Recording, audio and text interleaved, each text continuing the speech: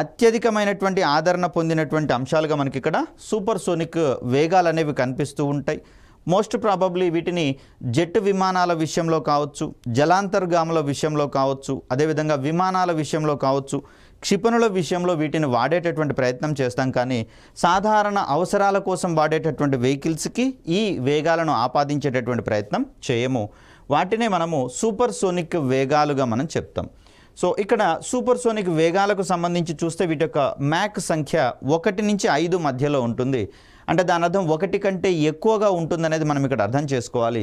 Moreover ఇవి గాలిలో ధ్వనివేగం కన్నా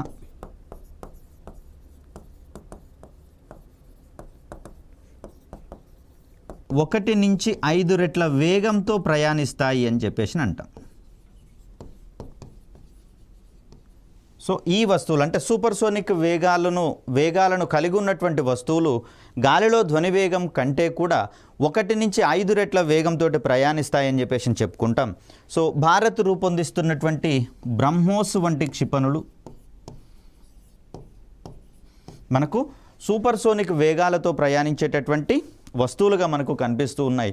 మోస్ట్ ప్రాబబ్లీ క్షిపణుల విషయంలో సూపర్ సోనిక్ వేగాలను అందుకునేటటువంటి ప్రయత్నం చేస్తున్నాం. ఎందుకంటే గాలిలో ధ్వనివేగానికంటే మించినటువంటి వేగాలతో ప్రయాణిస్తాయి కాబట్టి కన్ను మూసి తెరిచేంత లోపల లక్ష్యాల మీద పడి వాటిని నాశనం చేసేటటువంటి గుణాన్ని బ్రహ్మోస్ లాంటి క్షిపణులు కలిగి ఉంటాయి. ఎంత ఎక్కువ వేగంతో ప్రయాణిస్తే రాడార్లకు అంత తక్కువగా చిక్కేటటువంటి అవకాశం ఉంటుంది. కాబట్టి రాడార్ వ్యవస్థలకు చిక్కకుండా ప్రయాణించేటటువంటి క్షిపణులను మనము సూపర్ సోనిక్ వేగాల వద్ద తయారు చేసేటటువంటి ప్రయత్నం చేస్తాం.